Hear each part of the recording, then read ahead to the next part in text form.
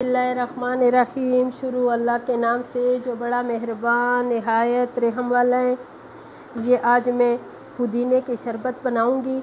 ये इतने मज़े का होगा और जिसकी मैदे में तकलीफ़ हो और जिसको रोटी हज़म नहीं होती, और गर्मियों में तो ये बिल्कुल इतना ज़बरदस्त होता है ना कि आपको इंशाल्लाह डॉक्टर के पास जाने की ज़रूरत नहीं पड़ेगी। ठीक है। और इसमें ये मैंने मुट्ठी भर के और अच्छी तरह धोए, एक एक पत्ता काट करके। ये पुदीना बिल्कुल फ्रेश पुदीना है, बिल्कुल ताज़ा। ठीक है।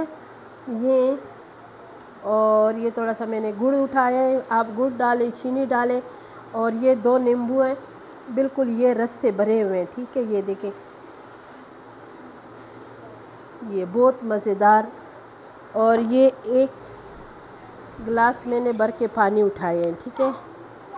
अभी मैंने क्या करना है, सबसे पहले मैं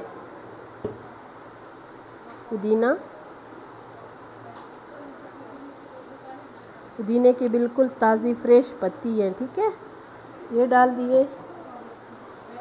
अब मैं इसमें डालूँगी नींबू का रस।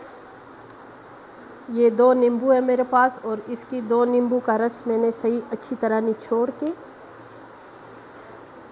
ऐसे। और माशाल्लाह माशाल्लाह ये नींबू जो है ना ऊपर से इतने मज़ेदार नहीं लग रहे हैं, लेकिन रस से भरे हुए हैं। ठीक है। 2 नींबू के रस मैंने समझो 1 गिलास भर के या 1.5 गिलास उसमें शरबत में मैंने ना शामिल करना है, ताकि इसमें जायका इकट्ठा भी हो, इसलिए कि पुदीना थोड़ा कड़वा होता है ना, तो कड़वा ज़्यादा ना हो। अब मैं इसमें डालूँगी गुड़ और अब मैं इसमें डालूँगी काला नमक। अगर आपको पसंद है तो डालो, नहीं पसंद तो स्किप भी कर सकते हो। ठीक है। अभी मैं इसमें डाल रही हूँ ये पानी, पूरा ही डाल दूँगी। ठीक है।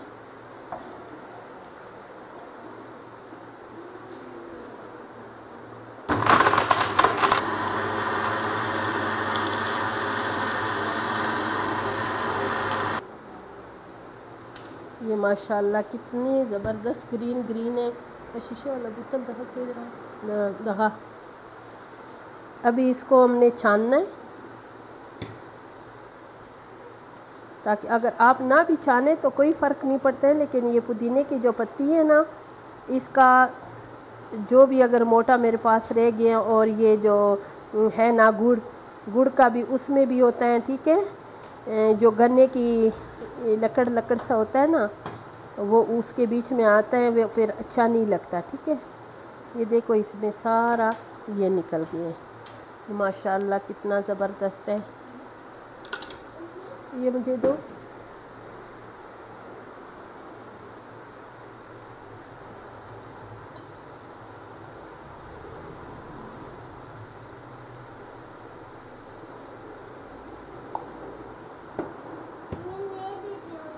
आप भी पियोगे?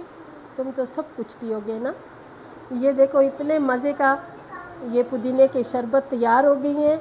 और मेरी रेसिपी पसंद आई तो वीडियो को ज़रूर लाइक शेयर करें, मेरे चैनल को सब्सक्राइब करें। ये मज़ेदार से गर्मियों के ये पुदीने के शरबत ज़रूर बनाया करें। कोई घर में बीमार हो उसके लिए भी स्पेशल बनाया करें, इसलिए कि ये बहुत मज़े का होता है और ये मैदे के लिए बहुत अच्छा होता है। ठीक है।